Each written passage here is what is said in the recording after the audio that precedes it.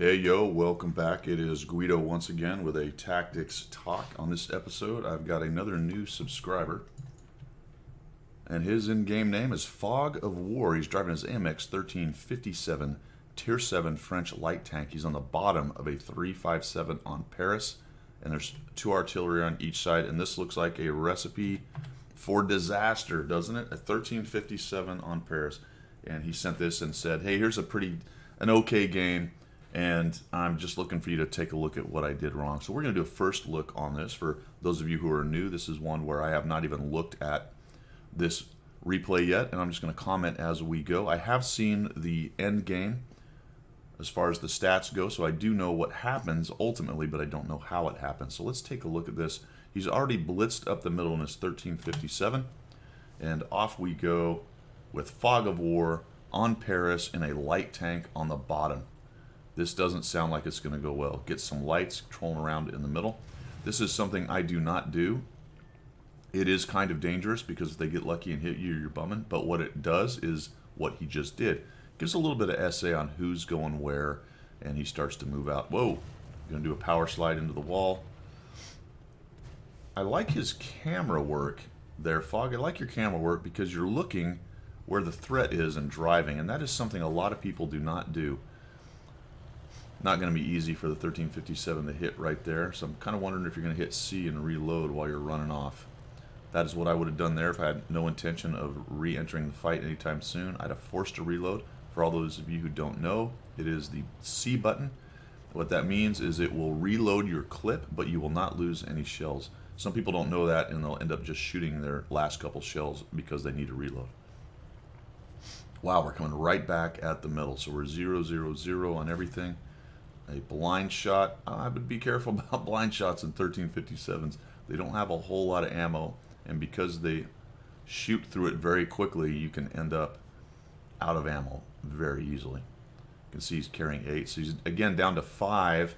I'd have hit C right there, Fogg. Definitely, as you're going around here, this thing reloads so fast, the clip anyway, that it wouldn't have hurt you at all, and you'd come around this corner probably reloaded or very close to it. So trundling along, looks like his team is up by 1. The requisite heavy fight down on the south. Fogg's got some guys up in the north, out in the field. This is actually a pretty good bush for a light. Be careful about sticking too much of your tank out right there. You have to be aware of where the spotting points are. I think you're okay unless somebody was actually, well, you moved in now, but if there had been somebody there, they probably would have seen you. Although, to be fair, if there was someone there, they'd have seen you drive into the bush from the beginning.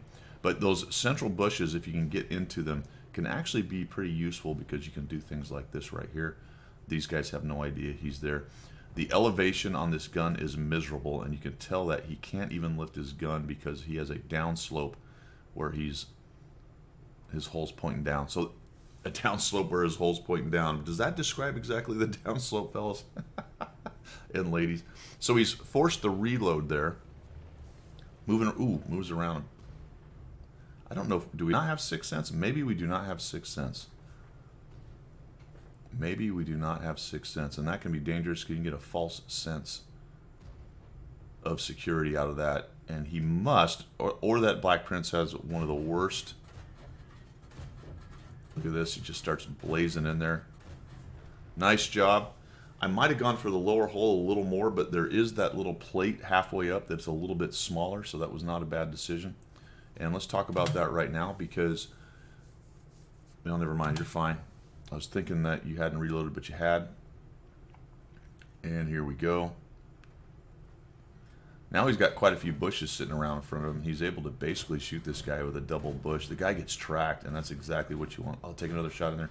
Oh, you shifted your aim just a little bit. When you zoomed out, I'd have kept zoomed in and shot into that same spot. Unfortunately, it looks like you did not get that IS. His team is down now a little bit, 3-4. His heavies are losing, looks to be, based on hit points and numbers. There goes another one. T-54 up in the north, object up in the north, and there's an artillery. There's got some near deads. Now this is where this tank shines, and I hope he's doing what I think he's doing. As he takes himself in the air and he's careful with the clip, he can down 2 or 3 tanks right off the bat. Here we go. That's what I'm talking about. Get this guy out. Boom, boom. The one is wise and runs. Move. There we go. I would go after this IS. Ideally, the IS has not noticed you're there and it's not pointing at you, but looks like he's moved. Yeah, he is pointing at you, but he doesn't have a clue. Can't quite get his gun on you. I might have gone after the Progetto right there, to be honest, Fog, but artillery, that's God's work. I know what you're doing. Nicely done. C, hit C, hit C, hit C. There you go. On those kinds of decisions, it looks like the Progetto died, and all of a sudden your team is looking good. And part of that is a wise decision to move in and assassinate some near-deads, which is what this tank excels at late game, especially if it's got enough hit points left like you do. All right, we're in here. It looks like a Scorpion G's about to meet his demise. It's funny how long it takes with this tank. Looks like he's going a little bit after that front sprocket. I like that. How do you not track him in all those shots? That's incredible. Maybe not all of them were into the sprocket. There's a Bat Chat 12T. Now that is a worthy foe. That's a good decision. No need to go running in there unloaded. And he's got a few more hit points than you. You've got more shots, but a smaller alpha. This will be an interesting duel. It will probably come down to who misses the most. Uh-oh. Oh, there's an artillery. Is he reloaded? Oh, he's going to stand in and take him down. Nicely done. Nicely done. Oh, geez, now there's somebody else staring at you. Back, back, back, back. And he chooses the 34-3. Object 416's coming in. Only 7 shells. This is where the shell management becomes a bit of a pain with these autoloader tanks. Is that, watch that gun barrel. I'd back up. Ooh, go past the, there you go. I try to avoid getting stuck on gun barrels and things like that. Are you going to eat a shot? No, you're certainly not. One more shell. And back to the shell management thing. If you'd have noticed that you only had 7 AP shells, you might have shifted over to the gold, to the APCR. Instead of loading 7 of the AP, you'd have loaded 8 of the APCR. It's a small thing, but it's the kinds of things you need to be thinking about, and that would have been 1 more shell down range. But 2,865, that game started out slow, didn't it, folks? Kind of worked around the middle, looking for spots, but I'll tell you what, as far as scout gameplay goes, on a city map, that's basically what you need to do. Now, I tend to get out front and start punching face early. Of course, I die quickly when I do that. Sometimes I have epic games doing it, but you probably end up dying or having not as good a game more often than not. But if you're a little bit patient, like Fog of War was on this game, on a city map with a light, then you can become the fire brigade, you can become the quick-moving assassin, moving from spot to spot.